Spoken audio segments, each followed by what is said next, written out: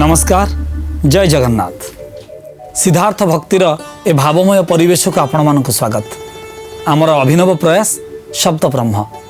शब्द ब्रह्म आज आलोच्य शब्द अकाल। ए शब्द सहित आम मैंने खूब परिचित। भिन्न भिन्न परिवेश परिस्थिति रे ए शब्द को आम व्यवहार करूँ। तेबे ए शब्द संबंध में आलोचना रखापी प्रति अध्याय पर आसतु स्वागत करवा ओडिया भाषा साहित्यर भाषा विज्ञानी प्रोफेसर डॉक्टर नटवर शतपथी महोदय को। सार जय जगन्नाथ। नमस्कार नमस्कार। तेबे मिलन बाबू आज आपण अकाल विषय रे बोध हुए ना अकाल ये सार भाविले आपण मत आइला बेलू गाड़ी देले तू डेरी रे आइलु केटा ठीक काल रे आसिलुनी माने समय रो काल बास समय मु सेटा अकाल रे आइली ना कोन माने से अकाल कोन नहीं से जो अकाल ये जो आपण कहउछंती माने ठीक गोटे निर्दिष्ट समय भितर आसिलेनी अकाल हो गला। अर्थात जो काल रे प्रतिश्रुत आमे हेइथिले एई काल रे एई समय रे मु आसीबी से तुरटिके बिचुत अकाल हो गला। अकाल कुष्मांड बोली गोटे कथा जानिचंती ना सेटा आपण मते गाली दोछन ना नहीं नहीं हो अकाल मु गाली दउ नहीं अवश्य अकाल कुष्मांड सहित ये आमर भावटी जड़ित। जो कुष्मांड कहले कौन हो पानी कखारू बुझाऊँ कहीं अकाल कुष्मांड कहगला सी आउ गोटे कथा आपन जहाँ कहले गाली दे बापा ठारू गाली खाई माँ ठारू गाली खाई माँ बेसी गाली देवनी बापाटा अकाल कुष्मांड बोलिक कही कही आज भी आप शुणिली एमती अनेक बापा अनेक पुओं को अनेक झीओं को अकाल कुष्मांड बोलिक कहती। यार अर्थ आम कौन बुझुचे ये गोटे साधारण गाली ना गाली भितर आउ किछि आशा अच्छी आउ किछि आशा करुथिबे बोलिक आशा पूर्ण होला नहीं गाली भी तो गोटे को परिस्थिति सृष्टि निश्चित भाव में जोटी बापा असंतुष्ट होउथिबो एटा किछि कला नहीं अमुक होइगला नष्ट होइगला मोर जो कौन माने चिंता बा परिकल्पना जहाँ भाभी विषय किसी कला नहीं ये थ्रु से अकाल कुष्मांड कथाटा उठुची ना कौन अर्थात से पानी कखारू को अकाल कुष्मांड ये कह जाए जहाँ कौन सी समय निर्दिष्ट समय रे से जात हुए नहीं बा काल भितरे कालर सीमा भितरे से न थाए ऋतु ना तार निर्दिष्ट किसी ऋतु ना किंतु आपण को खरा दिने ता फलिबो कि ना फलिबो नहीं तेणु तार गोटे अलग विचार अच्छी किंतु आमे जो अकाल कथा कह जाऊँगी ए कुष्मांड सहित तार किसी संपर्क ना हुए तो अकाल एक कुष्मांड फली पारे से बाधा नहीं ता प्राकृतिक कथा ताले व्याकरण जो बुझिबा को गले कोन व्याकरण दृष्टि काल ओ अकाल जार कालगत सीमा नाही कालगत मूल्य नाही ताकू आम अकाल बोली कहूँ जहाँ ठीक काल रे घटे नाही यहीपरि अर्थ आम कहुचे नेतिवाचक काल ओ अकाल तेणु गोटे निर्दिष्ट काल अच्छी कालर भावटी अच्छी और कालर एक दायित्व मध्य अच्छी जितेबेले यही कालर दायित्वटी पूरण न हुए सेतिकी बेले आमे ताकू अकाल सहित जोड़ी आर विपरीत एक व्याख्या करूँ बा विपरीत अर्थटी करूँ सी अकाल रे मरीगले माने अकाल मरीगले मैंने कौन आमे तो कहे जन्म मरण तांको उपरे सी जिते पठेले पठेले जिते जन्म देले देले जिते नाला नहीं गले कि आमे अकाल रे कहीं कहूँ आयुष थिले दंडेक्षण नहीं पारे जंतुराण किंतु से जंतुराण तो नहीं जाऊँगी ता माने आमर जो दृष्टि काल ओ अकाल ये दृष्टिटा दैव दृष्टि नुहे दैव दौड़ी से जो चित्रगुप्त कुआड़ी से बसी सी कुआड़े तार पांदी देखुची सी पठाऊँची क्या केतेबेले नब सी जानी सृष्टिर जो अदृश्य नियम रही अदृश्य गति जीवर अदृश्य गति एवं अदृश्य गति की नियंत्रण किए करुच्ची त्रिगुण जो कौन कहती करे धरी मृग नचाए हर नरहरी सी कुआड़े तीनोटी रज्जु धरी जन्म मरण बा जीवन जन्म जीवन और मरण ये तीनोटी जो अवस्था तीनोटी रज्जु सी धरी ତେଣୁ ସେ କଥା ହେଉଛି ଆମେ ଏହିପରି ଭାବରେ ନା ଶାସ୍ତ୍ରର କଥା କହୁ, ଶାସ୍ତ୍ର ବାନ୍ଧିଛୁ ଆମେ, ମଣିଷ ଶାସ୍ତ୍ର ବାନ୍ଧିଛି, କିନ୍ତୁ ଶାସ୍ତ୍ର ବାନ୍ଧିଛି କାହାକୁ ନେଇକିରି? ଗୋଟେ ଅନୁଭୂତିକୁ ତ ନେଇକିନା। ସଂସାରରେ ନିଜେ ଯେଉଁ ଅନୁଭୂତି ଆଣିଛି, ଗୋଟେ ବାସ୍ତବ ଘଟଣାର ଯୋଉ ବାସ୍ତବ ପ୍ରକ୍ରିୟା, ଘଟଣାର ସମ୍ମୁଖୀନ ହେଇଛି, ଜୀବନକୁ ଯେମିତି ଭୋଗିଛି, ସେଇ ଭିତରୁ ସେ ଶାସ୍ତ୍ର ତିଆରି କରିଛି। ଏବଂ ସେ ଶାସ୍ତ୍ର ଗୁଡ଼ିକ କେବେ ହେଲେ ମାନେ କ'ଣ ହେଇପାରିବ, ନାସ୍ତିବାଚକ ନୁହେଁ। ଏପରି ଅନୁଭୂତି ତା ଭିତରେ ରହିଛି ଯେ ମଣିଷର କଥା ଯେମିତି କୁହନ୍ତି, ମଣିଷ ତୁଣ୍ଡ ମଣିଷ ତୁଣ୍ଡ, ଯାହା ଏ ତୁଣ୍ଡରୁ ବାହାରିବ ତାହା ହେଇଯିବ। ମୁସ୍କିଲ କଥା ନୁହେଁ। ତାମାନେ ତୁଣ୍ଡଟା ତ କ'ଣ? ବେଦ, ବ୍ରହ୍ମା ନା କ'ଣ? ତୋ ତୁଣ୍ଡରେ ତ କ'ଣ ଅଛି? ନା ମୋ ତୁଣ୍ଡରେ ଅଛି ଅଭିଜ୍ଞତା, ମୋର ଅଭିଜ୍ଞତା, ମୋର ବିପୁଳ ବିଚାର, ବହୁ କାଳର ବିଚାର। ମୁଁ ଏକୁଟିଆ ମୁଁ 60-70 ବର୍ଷ ବଞ୍ଚିବି, ତାହେଲେ 60-70 ବର୍ଷର କି ଅଭିଜ୍ଞତା ମୁଁ ପାଇବି? କିନ୍ତୁ ମୋର ଶିକ୍ଷା ଦୀକ୍ଷା, ମୋର ରୁଚି, ମୋର ଅଭିଜ୍ଞତା, ମୋର ପୂର୍ବ ଅଭ୍ୟାସ, ମୋର ପଡ଼ୋଶୀ ମଣିଷର ଇତିହାସ, ଏସବୁ ବହୁତ କଥା। ଗୋଟିଏ ମଣିଷ ଶହ ବର୍ଷର ମଣିଷର ଅଭିଜ୍ଞତାର ବାହକ। ମୁଁ ମଣିଷ, ଗୋଟିଏ ମଣିଷ, ଆମେ ଦୁଇ ଜଣ ଦୁଇଟି ମଣିଷ। ଆପଣଙ୍କ ପଛରେ ଗୋଟେ ଦୀର୍ଘ ବଂଶ ପରମ୍ପରା ରହିଛି, ମୋ ପଛରେ ମଧ୍ୟ ରହିଛି ଗୋଟେ ବଂଶ ପରମ୍ପରା। ଏମିତି ଦେଖିଲେ ପ୍ରତ୍ୟେକ ମଣିଷ ପଛରେ ଗୋଟେ ତାର ଦୀର୍ଘ ଇତିହାସ ରହିଛି। ସେ ଦୀର୍ଘ ଇତିହାସ ହେଉଛି ମଣିଷର ସଂସ୍କୃତିର ଇତିହାସ। ତେଣୁ ଏସବୁ ମଣିଷ ସଂସ୍କୃତିରୁ ଆମେ କେହି ଏମିତି ଗୋଟିଏ କଥା କହିଥାଉ, ଯେଉଁ କଥା କି ବେଦର ବାଣୀ ହେଇଯାଏ। ତେଣୁ ଯେଉଁ ଆମେ କହିଲା ସେ ଅକାଳର ମୃତ୍ୟୁ ହେଇଗଲା, ଠିକ୍ ସମୟ ତାର ହେଇନଥିଲା, ଏ ସଂସାରକୁ ଭୋଗ କରିନଥିଲା, ଆହୁରି ଅନେକ ସମୟ ଥିଲା କି ତା ପୂର୍ବରୁ ଚାଲିଗଲା। ଏଇଟା ଯେଉଁ ଦୁଃଖର କଥା। ତେଣୁ କାଳବୋଧ ଓ ଅକାଳବୋଧ, କାଳଟି ହେଉଛି କ'ଣ ନା ଆମେ ଗୋଟେ ନୀତିଦିନିଆ ଜୀବନରେ ଯେଉଁ ସମୟ ଅତିବାହିତ କରୁଛେ, ଯେଉଁ ନିର୍ଦ୍ଦିଷ୍ଟ ସମୟରେ ନିର୍ଦ୍ଦିଷ୍ଟ କାମଟି କରୁଛେ, ତାକୁ ଆମେ କହୁଛେ ଏଇଟା କାଳର। ଅର୍ଥାତ୍ କାଳ ଭିତରେ ଆମେ ଅଛେ, କାଳର ନିର୍ଦ୍ଦେଶ ଅନୁସାରେ ଆମେ କରୁଛେ ଓ କାଳ ଆମ ଭିତରେ ରହିକରି ଆମକୁ କରାଉଛି। ଯାହା ଭାଗବତରେ କହିଛନ୍ତି ଏବଂ ମହାଭାରତର ବିଭିନ୍ନ ସମୟରେ ବିଭିନ୍ନ କାହାଣୀ ଭିତରେ, ବିଭିନ୍ନ ଚରିତ୍ର ଭିତରେ ସେ କଥା କହୁଛନ୍ତି। ସେ କହିଛନ୍ତି, ବ୍ୟାସଦେବ କହିଛନ୍ତି ଯେ କାଳ ମଣିଷ ଭିତରେ କରାଉଛି, କାଳ କରୁଛି, ମଣିଷ କିଛି କରୁନାହିଁ।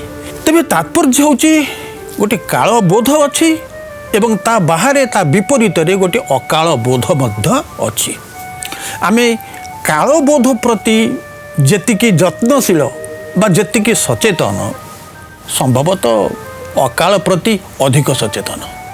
କାହିଁକି ନା ସେଇଟା ଗୋଟିଏ ଯେମିତି ଘଣ୍ଟି ପରି ଆମକୁ ସଚେତନ କରିଦେଉଛି, ଆମକୁ କ'ଣ ସତର୍କ କରିଦେଉଛି। ମୁଁ କାଳେ ଏଇଠି ଖରାପ କାମଟି କଲେ କାଳେ କିଛି ଘଟିବ କି ନାଇଁ କି? ଏଇ ଗୋଟେ କଥା ଆସୁଛି। ଅକାଳ ଚିନ୍ତାଟି ହେଉଛି ଅନେକ ସମୟରେ ବିପଦର ଚିନ୍ତା, ମୃତ୍ୟୁର ଚିନ୍ତା, ଅପସଂସ୍କୃତିର ଚିନ୍ତା। ଯେଉଁ ବିଷୟରେ ବ୍ୟକ୍ତିଟି ଏସବୁ ବିଷୟରେ ଚିନ୍ତିତ ରହିକରି ବ୍ୟକ୍ତିଟି ବା ସଚେତନ ରହିକରି ବ୍ୟକ୍ତି ତା କାର୍ଯ୍ୟକୁ ଶାନ୍ତିପୂର୍ଣ୍ଣ ସଂଗତିପୂର୍ଣ୍ଣ କରିପାରେ ଏବଂ ସଚେତନ ହୁଏ। ତେଣୁ କାଳ ଓ ଅକାଳ ଏ ଦୁଇଟି ଆମ ପାଇଁ ଏକ ସତର୍କତାର ବିଷୟ।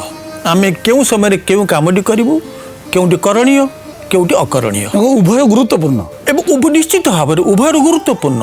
ତେଣୁ ଏସବୁ ସାଂସାରିକ ଦୁନିଆର ଗୋଟିଏ ବିଚାର। ଏବଂ ଆପଣ ଦେଖିବେ, ମୁଁ ଦର୍ଶକ ବନ୍ଧୁମାନଙ୍କୁ ଏ ବିଷୟରେ ସଚେତନ କରିଦେବି, ଏଇଟା ହେଉଛି ଆମର ସାଂସ୍କୃତିକ ବିଷୟ। ଏଇଟା ଶିକ୍ଷାର ବିଷୟ ନୁହେଁ।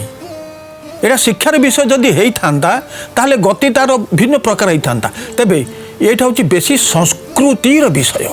ସଂସ୍କୃତି ଆମକୁ ଯେଉଁ ମୂଲ୍ୟବୋଧଟି ଦିଏ, ଆମକୁ ଯେଉଁ ସୁନ୍ଦର ଜୀବନର ଇଙ୍ଗିତ ଦିଏ, ଆମକୁ ଯେଉଁ ନୀତି ନୈତିକତା ଏବଂ ପୁଣ୍ୟ ଏସବୁର ଉପଯୋଗ କରାଏ ବା ଏସବୁକୁ ବୁଝିକରି ତାକୁ ଜୀବନରେ ଉପଯୋଗ କରିବା ପାଇଁ ଯେଉଁ ସୁଯୋଗ ଦିଏ, এইটি হচ্ছে সেই কথা ইয়ে হচ্ছে সংস্কৃতির বিচার। ସାର୍ ଅକାଳ ସମ୍ବନ୍ଧରେ ଆମକୁ ଆଉ କ'ଣ କଥା କହିଛି ଶାସ୍ତ୍ର ସମ୍ମତ ଆଉ କ'ଣ ଅଛି? କାଳ ଅକାଳର ବିଚାର ବହୁତ କଥା ଅଛି, କିନ୍ତୁ ସେଗୁଡ଼ିକ ନୀତିଶାସ୍ତ୍ରର କଥା। କିନ୍ତୁ ମୁଁ ଭାବୁଛି ଏଇ ଅକାଳ ସହିତ ଆଉ ଗୋଟିଏ ଶବ୍ଦ ଏମିତି ଯୋଡ଼ି ହେଇଛି ଯାହାକି ଆମର ସଂସ୍କୃତି ସହିତ ସମ୍ପୂର୍ଣ୍ଣ ଭାବରେ ମିଶି ଯାଇଛି ବା ଆମେ ତାକୁ ନିଜର ଗୋଟିଏ ସଂସ୍କୃତି ବୋଲିକରି ମନେ କରି ନେଉଛୁ। ସେଇଟା ହେଉଛି ଅକାଳ ବୋଧନ। ଏ ଅକାଳ ବୋଧନଟି ଆମେ ବ୍ୟବହାର କରୁ ଆମର ଦୁର୍ଗା ପୂଜା ସମୟରେ। ଶାରଦୀୟ ଦୁର୍ଗା ପୂଜା ଶାରଦୀୟ ଦୁର୍ଗା ପୂଜା, ଆପଣ ଯେଉଁ ଶାରଦୀୟ କହିଲେଣି ଯେ ଶାରଦୀୟ ଦୁର୍ଗା ପୂଜାଟି ହେଉଛି ଅକାଳ ବୋଧନ ଦୁର୍ଗା ପୂଜା ନାଇଁ କି? ଆପଣ ପୁଣି ଯଦି କହିବେ ଯେ ଯଦି ଶାରଦୀୟ ତାହେଲେ ଆଉ ପୁଣି କ'ଣ ଅଛି କି ନା ବାସନ୍ତୀ ଦୁର୍ଗା। ଆଚ୍ଛା ବସନ୍ତ ଋତୁରେ ବସନ୍ତ ଋତୁରେ ଯେଉଁ ଦୁର୍ଗାକୁ ପୂଜା କରାଯାଏ ସେ ବାସନ୍ତୀ ଦୁର୍ଗା। ତା ମାନେ ଯଦି ଶରତ ଋତୁର ଦୁର୍ଗା ପୂଜା ଶାରଦୀୟ ଦୁର୍ଗା ପୂଜା ଏକ ଅକାଳ ବୋଧନ ହୁଏ ତାହେଲେ ବସନ୍ତର ଦୁର୍ଗା ପୂଜା ବା ବାସନ୍ତୀ ପୂଜା କ'ଣ ହେବ? କାଳବୋଧନ ପୂଜା। ତାପରେ ଏଇଠୁ ସୃଷ୍ଟି ହେଉଛି ଆପଣ ଲକ୍ଷ୍ୟ କରିବେ ଗୋଟିଏ ଦେବୀଙ୍କୁ ଗୋଟିଏ କାଳରେ ବୋଧନ କରାଯାଏ ବା ଆବାହନ କରାଯାଏ, ତାର ନିର୍ଦ୍ଦିଷ୍ଟତା ଅଛି, ତାର ନିର୍ଦ୍ଦିଷ୍ଟ ଏକ ସମୟ ଅଛି। ଏବଂ ମୁଁ କହିବି ଏଇଠି ଶାସ୍ତ୍ର ସମ୍ମତ। ଆମେ ଯଦି ଦେଖିବା ଦେବୀଙ୍କୁ ଗୋଟିଏ ବାସନ୍ତୀ ଦୁର୍ଗା ରୂପରେ ଏବଂ ଆଉ ଗୋଟେ ଶାରଦୀୟ ଦୁର୍ଗା ରୂପରେ ତାହେଲେ ଆମେ କହିବା ଯେ ବସନ୍ତର ଦୁର୍ଗା ହିଁ ହେଉଛନ୍ତି ପ୍ରକୃତରେ କାଳବୋଧନ ଦୁର୍ଗା। ସେଠି ଶାସ୍ତ୍ର ସମ୍ମତ ଥିଲା, ଏଇଟା ଗୋଟିଏ ପରମ୍ପରା ଥିଲା। କିନ୍ତୁ ଯେ ଅକାଳ କଥା କାହିଁକି ଆସିଲା, ଅକାଳରେ କାହିଁକି ବୋଧନ କରାଗଲା ଏବଂ କିଏ ବୋଧନ କରିଲା? ଯେଉଁମାନେ ରାମାୟଣ କାହାଣୀ ଶୁଣିଥିବେ ଆପଣ ଜାଣିଛନ୍ତି ଯେ ଯେତେବେଳେ ରାମ ରାବଣ ଯୁଦ୍ଧ ଘଟୁଛି ରାମଚନ୍ଦ୍ର ସେହି ସମୟରେ ଦଶରଥଙ୍କ ଦ୍ୱାରା ଉତ୍ପୀଡ଼ିତ ହେଉଛନ୍ତି ଯୁଦ୍ଧ କ୍ଷେତ୍ରରେ ଏବଂ ସମ୍ଭବତଃ ତାଙ୍କ ମନରେ ଧାରଣା ଆସୁଛି ସେ ରାବଣକୁ ନିହତ କରିପାରିବେ ନାହିଁ, ତେଣୁ ସୀତା ଉଦ୍ଧାର ବିଳମ୍ବିତ ହେବ ବା ଅସମ୍ଭବ ହୋଇ ଉଠିବ। ତାଙ୍କର ସମସ୍ତ ଶାରୀରିକ ଶୌର୍ଯ୍ୟ ବୀର୍ଯ୍ୟ ଯେମିତି ପ୍ରଶମିତ ହୋଇଯାଉଛି, ଦୁର୍ବଳ ଅନୁଭବ କରୁଛନ୍ତି ସିଏ। ତେଣୁ ସେ ଦେବୀଙ୍କୁ ଆବାହନ କରିଲେ। ସେ ଦେବୀ ଆବାହନ କରିବା ଫଳରେ ସେ ଦେବୀଙ୍କର ଆଶ୍ୱସ୍ତି ପାଇଲେ, ବରଲାଭ କଲେ, କୃପା ଲାଭ କରିଲେ ଏବଂ ତାଙ୍କର ସମସ୍ତ ପୂର୍ବ ଶକ୍ତି ଫେରି ପାଇଲେ ଇତ୍ୟାଦି ଇତ୍ୟାଦି ଘଟିଲା ଏବଂ ରାବଣକୁ ସେ ପରାସ୍ତ କରିଲେ। ତେଣୁ ସେ ଯେଉଁ ସ୍ମୃତି ରହିଲା ରାମଚନ୍ଦ୍ରଙ୍କର ଏଇ ଅସମୟରେ ଦେବୀଙ୍କୁ ଆବାହନ କରିଲେ, ତାଙ୍କୁ ପୂଜା କରିଲେ, ସେଇ ସ୍ମୃତିଟି ଆମେ ବହନ କରୁଛୁ କେଉଁ ଆମ ଦୁର୍ଗା ପୂଜା ସମୟରେ।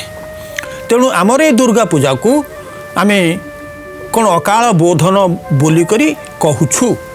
ଅତୀତରେ ଅବଶ୍ୟ ଇଏ କେତେ ବର୍ଷ କେତେ ଶହ ବର୍ଷ ଯୁଗର କଥା ମୁଁ ଜାଣିନାହିଁ, କିନ୍ତୁ ଆମେ ମଧ୍ୟ ଦେଖିଛେ ଯେ ବସନ୍ତ ଋତୁରେ ଦୁର୍ଗା ବାସନ୍ତୀ ପୂଜା ହେଉଛି ଏବଂ ସେ ପୂଜାକୁ ଏ ପୂଜା ଶାରଦୀୟ ପୂଜା ଅତିକ୍ରମ କରିଯାଇଛି। ଏଇଟା ବହୁ ଆଡ଼ମ୍ବରରେ ହେଉଛି। ଏଇଟାର ମଧ୍ୟ ଗୋଟିଏ ଭଲ ତାତ୍ପର୍ଯ୍ୟ ବି ଅଛି। ଓ ତ ସମୟ ନ ହେଇପାରେ ଦୁର୍ଗାଙ୍କର, ତାହା ଭିନ୍ନ କଥା। କିନ୍ତୁ ଆମର ପୂର୍ବପୁରୁଷ ଆମ ସଂସ୍କୃତିର ଯେଉଁ କ'ଣ ଘଟିଛି, ଯେଉଁ ବିଜୟ ଘଟିଛି, ଯେଉଁ ମହାପ୍ଳାବନ, ଯେଉଁ ମହା ସମାରୋହ ଘଟିଛି, ଯାତ୍ରା ଘଟୁଛି, ଆରି ଭିତରେ ତ ଆମର ପୂର୍ବପୁରୁଷ ଜଣେ ଏବେ ଦେବୀଙ୍କୁ ଆବାହନ କରିଛନ୍ତି ଏବଂ ତାର ସୁଫଳ ପାଇଛନ୍ତି। ଦୁଷ୍ଟ ଦାନବ ଉପରେ ନିଜର କର୍ତ୍ତୃତ୍ୱ ବିସ୍ତାର କରିଛନ୍ତି, ଆର୍ଯ୍ୟର, ଧୈର୍ଯ୍ୟର, ବୀର୍ଯ୍ୟର, ସାହସର ଏବଂ ବିଦ୍ୟାର। ତେଣୁ ଆମେ ଦୁର୍ଗା ପୂଜା ସମୟରେ ଇଏ ବିଶେଷ ଏ ଯେଉଁ ସବୁ ଶକ୍ତି ଗୁଡ଼ିକ ରହିଲା ମଣିଷର, ତାକୁ ସବୁ ବିନିଯୋଗ କରାଯାଏ ଏବଂ ଦେବୀଙ୍କ ପାଦ ତଳରେ ଅର୍ପଣ କରାଯାଏ। ଦଶହରା ଭେଟି ସ୍ୱରୂପ ବା ଯାହା କହନ୍ତି ବସେଇବା, ମୁଁ ବହି ବସେଇଲି, କ'ଣ ବସେଇଲି ସବୁ କହନ୍ତି। ସମସ୍ତଙ୍କ ଘରେ କିଛି ନା କିଛି ବସାଇ ମାନସିକ ବସାନ୍ତି। ମୋର ଆଜି ବସିବ, ସଜ ବସିବ ତାକୁ କହନ୍ତି। ଯେଉଁମାନେ କାରିଗର ଅଛନ୍ତି, ସାଧନ ଶ୍ରେଣୀର ଲୋକମାନେ, ସେମାନେ ନିଜର ଅସ୍ତ୍ର ଶସ୍ତ୍ର ସବୁ ପୂଜନ୍ତି। ବିଭିନ୍ନ ଶ୍ରେଣୀର ଲୋକ, ବିଭିନ୍ନ କର୍ମାଣୀର ଲୋକ, ଆମେ ଶିକ୍ଷକ ଲୋକ, ଆମେ କ'ଣ କଲୁ, ଆମେ ବହି ବସେଇଦେଲୁ। ତାହା ଆପଣଙ୍କର ଶକ୍ତି, ଆମ ଶକ୍ତି, ଏଇଟା ଆମର ସାଧନ, ଏଇଟା ଆମର ସାଧନ। ତେଣୁ ତେଣୁ ଏହାର ଅର୍ଥଟି କ'ଣ? ସେଇ ଯେଉଁ ପରମ୍ପରାର ଗୋଟେ ଆବାହନ। ଯେତେବେଳେ ରାମଚନ୍ଦ୍ର ଦେବୀଙ୍କୁ ଆବାହନ କରୁଛନ୍ତି, ସେ କ'ଣ ସମର୍ପଣ କରୁଥିବେ ଦେବୀଙ୍କ ପାଖରେ? ଅସ୍ତ୍ର, ଧନୁତୀର। ହେ ମା, ମୁଁ ତୋ ପାଦରେ ଏଇଟା ଥଉଛି, ଏଥିରେ ଅମିତ ତେଜ ଭରିଦେ ମଧ୍ୟ ମୋ ଭିତରେ ସେଇଭଳି ଦୁର୍ବାର ସାହସ, ଏଇଭଳି ଗୋଟେ କିଛି ପ୍ରାର୍ଥନା କରିଥିବେ କି ନାହିଁ? ତ ଏଇ ପ୍ରାର୍ଥନାଟା ବହୁତ ଭଲ। ନିଜକୁ ଗୋଟିଏ ଶକ୍ତି ପାଖରେ ସମର୍ପଣ କରିଦେବାର ଅର୍ଥ ସେ ଶକ୍ତିକୁ ନିଜ ଭିତରେ ଆବାହନ କରିବା, ସେ ଶକ୍ତିକୁ ନିଜ ଭିତରେ ଅନୁଭବ କରିବା ଏବଂ ସେ ଏକ ଶକ୍ତିରେ ରୂପାନ୍ତରିତ ହେବା।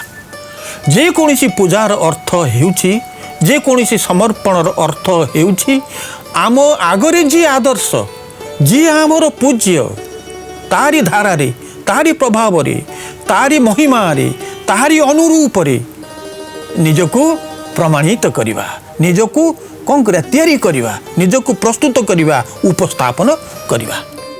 ତେଣୁ ଯେଉଁ ଅକାଳ ବୋଧନ କଥାଟି ଆମେ ଉଠାଇଲେ ଆଜି ଆଲୋଚନାରେ, ଦେବୀଙ୍କୁ ଯେତେବେଳେ ଅକାଳରେ ରାମଚନ୍ଦ୍ର ଆବାହନ କରିଥିଲେ ଏବଂ ଯୁଦ୍ଧରେ ଜୟଯୁକ୍ତ ହୋଇଥିଲେ, ତାଙ୍କ ମନସ୍କାମନା ପୂରଣ ହୋଇଥିଲା। ଆମେ ତାହାରି ପରମ୍ପରାରେ ଦୁର୍ଗା ପୂଜାଟି ମହା ଉତ୍ସବରେ ପାଳନ କରୁଛୁ। ହୁଏତ ଆମ ପୂଜା ଗୋଟେ ଭିନ୍ନ ପଦ୍ଧତିରେ, ଭିନ୍ନ ଆଡ଼ମ୍ବରରେ ହେଇଥାଇପାରେ, ସେଥିରେ ପବିତ୍ରତା କେତେ ଅଛି ନ ଅଛି ତାହା ଭିନ୍ନ କଥା। କିନ୍ତୁ ଯେଉଁ ପର୍ବ ପାଳନ ଏବଂ ନିର୍ଦ୍ଦିଷ୍ଟ ସେଇ ସମୟରେ ଯେଉଁ ପାଳନ, ଇଏ କ'ଣ? ଏହା କ'ଣ ସୂଚେଇ ଦେଉନାହିଁ ଯେ ମୁଁ ମୋର ପୂର୍ବପୁରୁଷର ଏକ ଦାୟାଦ, ତାର ଉତ୍ତରସୂରୀ, ତାର ଉତ୍ତର ପୁରୁଷ ଭାବରେ ମୁଁ ମଧ୍ୟ ଚାହେଁ ସବୁ ଦୁଷ୍ଟ ଦାନବ ଉପରେ ଅସତ୍ୟ, ମିଥ୍ୟା, ଅହଙ୍କାର, ଏଇସବୁ ନାନା ଯେଉଁ ଗୁଣ ରହିଛି ଅବିଗୁଣ ମଣିଷ ଭିତରେ, ତାରି ଉପରେ ଦେବୀଙ୍କର ଅଧିକାର। ଦେବୀ ତାକୁ ବିନାଶ କରନ୍ତୁ। ଆଜି କେହି ଦାନବ ନାହାନ୍ତି, କିନ୍ତୁ ଦାନବ ରୂପୀ ଗୁଣୀ ବହୁତ ଅଛନ୍ତି। ଦାନବର ଗୁଣ ଅଛି, ଦାନବ ନାହାନ୍ତି, ଦାନବର ଗୁଣ ଅଛି। ହିଂସା ଆମେ ଦେଖୁଛୁ, ହିଂସା କେତେ ପ୍ରବଳ ହେଇଯାଉଛି, କେତେ ମିଥ୍ୟା କପଟାଚାର, କେତେ ଦୁର୍ନୀତି କବଳିତ ହେଉଛି। ଆଜି କରୋନାରେ ଯେତେବେଳେ ସମଗ୍ର ବିଶ୍ୱ ଯେ ଏକ ପ୍ରକାର ହନ୍ତସନ୍ତ ହେଉଛି, ଆ ପଛରେ କିଏ ଅଛି? ଗୋଟା କି ନିଶ୍ଚିତ ଦୁଷ୍ଟ ପ୍ରବୃତ୍ତି ଅଛି, ଦୁଷ୍ଟ ବୃତ୍ତିଟି ଅଛି। ତେଣୁ ଏ କାଳ ଆଉ ଅକାଳ ଉଭୟ ଆମ ଜୀବନର ନିୟନ୍ତ୍ରକ, ପରୋକ୍ଷ ଭାବରେ ହେଉ ବା ପ୍ରତ୍ୟକ୍ଷ ଭାବରେ ହେଉ। ସାର୍, ଅକାଳ ବୋଧନ ସମ୍ବନ୍ଧରେ ଆଉ କ'ଣ କହିବେ? ଅକାଳ ବୋଧନ ଆମେ ଜାଣିଲେ, ଅକାଳ ବୋଧନ ହେଉଛି ଦୁର୍ଗା ପୂଜାର ବିଷୟ। ଆମେ ରାମାୟଣରୁ ରାମଚନ୍ଦ୍ରଙ୍କର ଦେବୀଙ୍କୁ ଆରାଧନାରୁ ଆମେ ଏହା ହିଁ ଗୋଟିଏ ସୂକ୍ଷ୍ମ ଅର୍ଥରେ ବୁଝିଲୁ ଯେ ଦେବୀ ଏପରି ଏକ ଶକ୍ତି ଯାହାଙ୍କୁ ଉପାସନା କରିବାରେ, ଆବାହନ କରିବାରେ କୌଣସି କାଳ ନାହିଁ। ଅକାଳରେ ମଧ୍ୟ ଦେବୀଙ୍କୁ ଆମେ ଡାକିପାରିବା, ଆବାହନ କରିପାରିବା। ତେଣୁ ଅକାଳ ବୋଧନ ହେଇଗଲା। କିଏ ମନା କରିଛି? ଆମେ ଖାଇଲା ବେଳେ, ଚାଲିଲା ବେଳେ, କାମ କଲାବେଳେ, ଶୋଇବା ପୂର୍ବରୁ ତମେ ଭଗବାନଙ୍କୁ, ଦେବୀଙ୍କୁ ସ୍ମରଣ କରିବା ପାଇଁ କିଏ ମନା କରିଛି କି? କେହି ମନା କରିନାହାନ୍ତି। ତା ମାନେ ମୋ ପାଖରେ ସେଇ ଆବଶ୍ୟକତା ଅଛି, ଯେତେବେଳେ ମୁଁ ଆବଶ୍ୟକ କରିବି ମୋ ଉପରେ ଆଉ ଏକ ଦିବ୍ୟ ଶକ୍ତି ସବାର ହେଉ, ମୋ ଭିତରେ ଅବତରଣ କରୁ, ମୋ ଭିତର କ୍ଳାନ୍ତିକୁ, ଭୟକୁ, ଜଡ଼ତାକୁ ଦୂରେଇ ଦେଉ, ମୋତେ ପ୍ରାଣମୟ କରୁ, ମୋତେ ଏକ ଉଚ୍ଚତର ସୋପାନକୁ ନେଇଯାଉ। ତମସୋ ମା ଜ୍ୟୋତିର୍ଗମୟ, ମୁଁ ଅନ୍ଧକାରରେ ଅଛି, ମୋତେ ଆହୁରି ଆଲୋକ ଦିଅ। ମୃତ୍ୟୁମାଙ୍ଗ ଅମୃତଙ୍ଗମୟ, ମୁଁ ମୃତ୍ୟୁର ବିଭୀଷିକା ଭୋଗ କରୁଛି, ତାର ଦୂଷଣ, ତାର କଷ୍ଟ ମୁଁ ସହୁଛି। ହେ ଅମୃତମୟ ପୁତ୍ର ବା ହେ ପିତାମହ, ମୋତେ ହେତୁ ରକ୍ଷା କର। ଉର୍ବାରୋକ ବନ୍ଧନାଥ ବୋଲି କୁହାଯାଇଛି। ତେଣୁ ଏ ଯେଉଁ ରହିଲା ଦୁଃଖ ରୂପକ ଯେଉଁ ବିଷୟଟି ମଣିଷର ରହିଲା, ସେ ଦୁଃଖରୁ ପରିତ୍ରାଣ ପାଇଁ ବ୍ୟକ୍ତି ଯେକୌଣସି ସମୟରେ ଉଚ୍ଚତର ଶକ୍ତି, ଦେବ ଶକ୍ତିର ଆବାହନ କରିପାରେ, ଆରାଧନା କରିପାରେ। ଏଥିରେ କୌଣସି ସମୟର କଟକଣା ନାହିଁ। ଶାରଦୀୟ ଦୁର୍ଗା ପୂଜାରେ ଦେବୀଙ୍କୁ ଯେଉଁ ଆରାଧନା କରାଯାଏ, ଏ ଆରାଧନାର ଅନ୍ତରାଳରେ ଆଉ ଗୋଟିଏ ଇଙ୍ଗିତ ମଧ୍ୟ ରହିଛି।